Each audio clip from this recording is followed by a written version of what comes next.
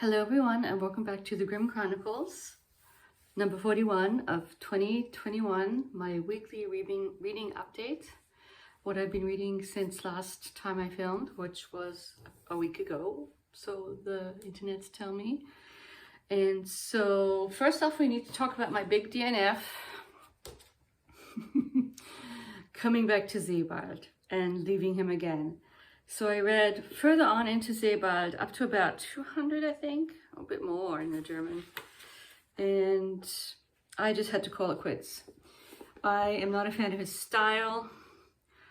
I would describe his style as sort of, it's pseudo old-fashioned in a certain sense. And I don't think it quite works. And I just found myself being more annoyed with it than anything else. And his insights into history are,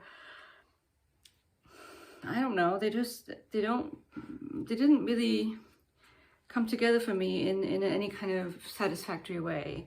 And I just kept thinking, why am I reading this if I'm not enjoying it? It was sort of a mild version of hate reading. And so when you get into that mode of hate reading, you know, not much has to go wrong for it to just, you start ranting on the inside about, well, what is this, you know, what is this? And so I read through his description of W.G.Sebald and a little bit of the biography of Joseph Conrad, which is mildly interesting. And then it goes into the Chinese, he finds a bridge that is connected to trains that apparently were meant for the Kaiser of China, and so he goes into this long thing, well, which Kaiser was this? And then it leads into a whole long description of something I didn't really know much about, but you know, if I really want to find out about it, I'm not going to go to Sebald, which is the Chinese Civil War, and the Heavenly Kingdom, and the Empress, who later becomes very powerful. And it's sort of like, it's meandering, it's in and out, and I don't think his insights are that sort of earth-shattering. The opposite, I would say. And I just lost the ability to go wherever he wants me to go. And, you know, I think Sebald's a bit of a, you know, I hate that term, but he is just a bit of a Vegemite, Marmite author. You love him or you hate him, and it's fine to be either, I think. What my dislike of him led to was sleuthing on the internet, and I did find, first of all, there's a pretty interesting movie called Patience After Sebald by Grant G. from 2000, not sure when he made it exactly, 2012 it says here. And as part of that, there's a really interesting kind of somewhat negative review of Sebald and and the movie even too, although to be honest, I have kind of just gone through it. I haven't read it very closely, but it's by this person who I wasn't familiar with, a British critic and sort of journalist and music critic coming out of the post-punk era, called Mark Fisher, who unfortunately did commit suicide in 2000. I'm not sure when he committed suicide. And there's a bit of a cult of a personality around him that has come up. And I was kind of closely listening to one of his videos on the internet called The Cancellation of the Future, and his sort of take on, his very negative take on cyberspace and the way it's kind of robbing us of our futures in a certain sense. And he's coming out of this tradition that I am kind of simpatico with, which is sort of music journalism, but slanted towards theory and sort of leftist theory, so Frankfurt School, whatever you want to call it. And so they kind of meld with, there's a lot of good stuff on music and specifically sort of non-mainstream music and the music industry, so punk and post-punk. And what I did discover is that first of all, some other interesting people that I want to check out. Someone called Simon Reynolds, who wrote for Melody Maker and now lives, you know, just sort of rock journalism, but of a kind of elevated theoretical level, which is something when I was in Germany, I got into this German music magazine called Sounds. And it's mainly because they would write about these days, I don't even know what to call it these days, since the future has been canceled. I don't know what to call it, but it was sort of the alternative, the but they did sort of write about pretty mainstream in retrospect. There were covers. There was a big thing on Dexy's Midnight Runners. I loved them. The group ABC. I mean, and then they did have and see, for me as a young teenager in Germany, I didn't know about these people. And so Talking Heads, they had a cover issue of Talking Heads. I'm like, ooh, this is really, I like this. And it was sort of my own Bildungsroman away from, I had my Beatles phase. I don't even before that ABBA.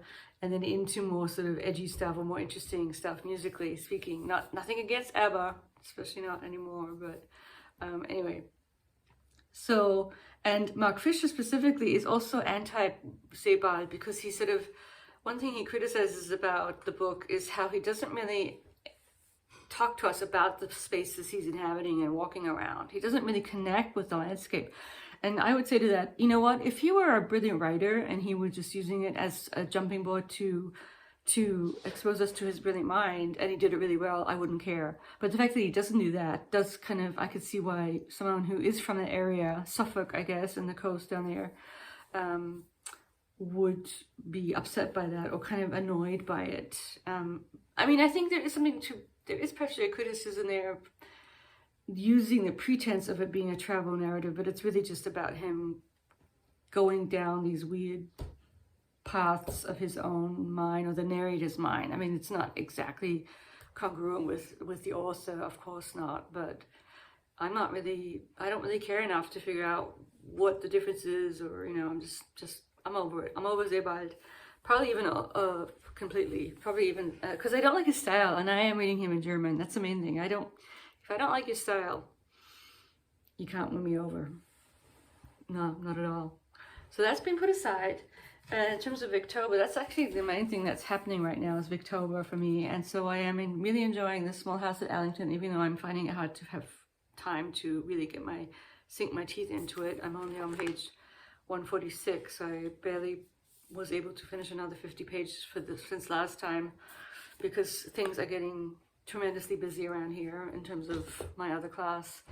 And then last but not least, I have started to listen to David Copperfield. Boy, oh boy, what a wild ride. So David Copperfield, I talked about a little bit last time how I think I've even talked about the fact that there was this point where I had to stop listening to it because it was just so traumatic because he was being abused or toxically treated by the Murdstones.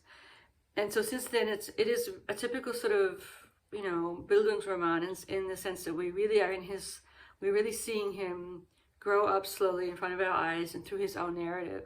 And so a weird parallel, but I don't think I'm completely off here, is to Knausgård, which of course was more overtly autofiction, but we know from Dickens's saying how closely it did sometimes it is connected to his own upbringing.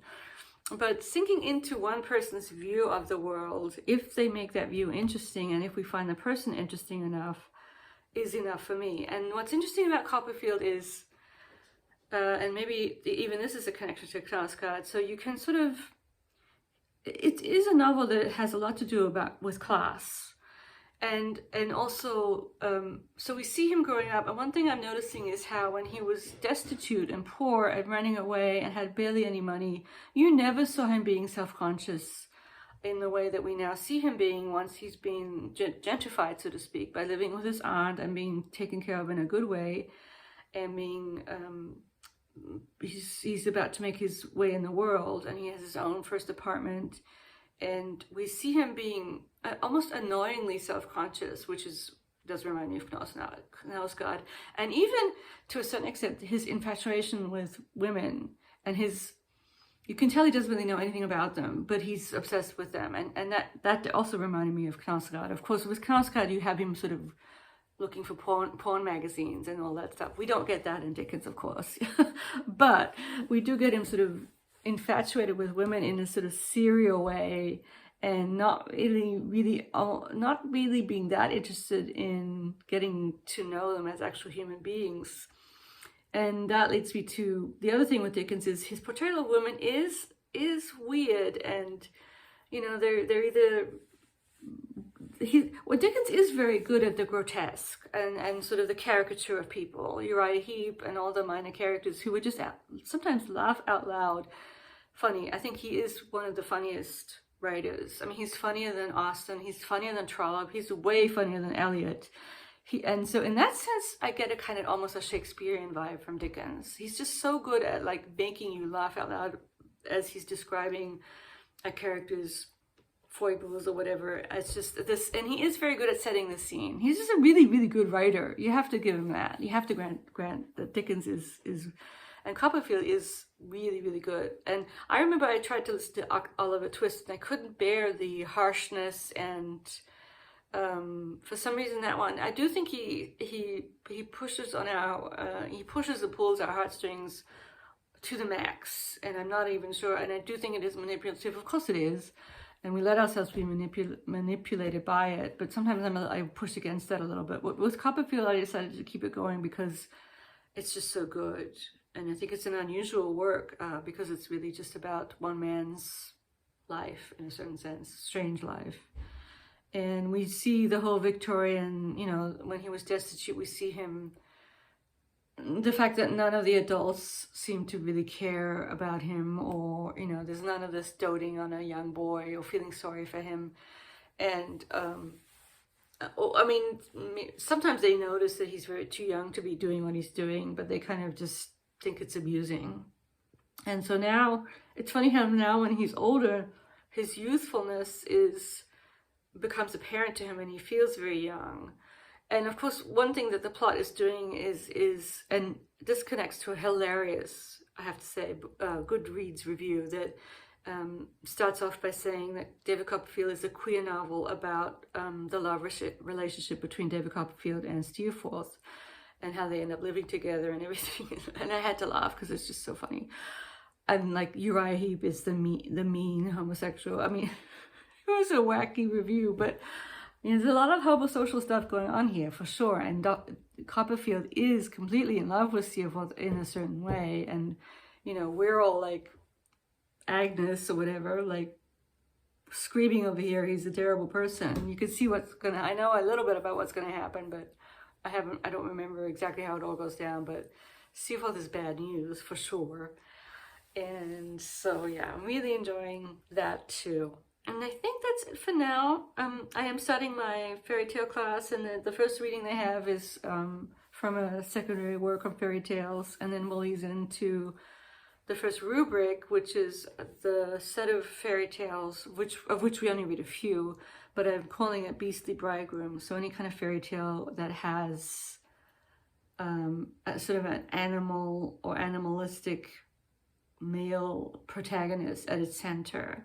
So of course Beauty and the Beast, but there's other ones too, and the ones we're reading,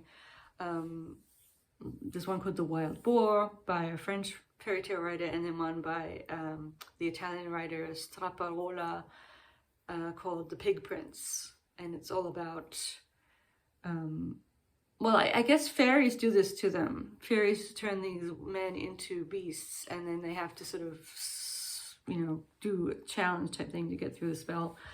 And I have a lot of students, and it's all going to be online, so I really don't know how it's going to go, but we shall see, and I will let you know next week. Short one this week because it's late, and I have told you everything I want to tell you. I hope everyone's doing well. Thank you all for watching. Comment below on what you're reading for Victober, if you've read any of these, and I will talk to you next week, if not before. Take care. Bye-bye.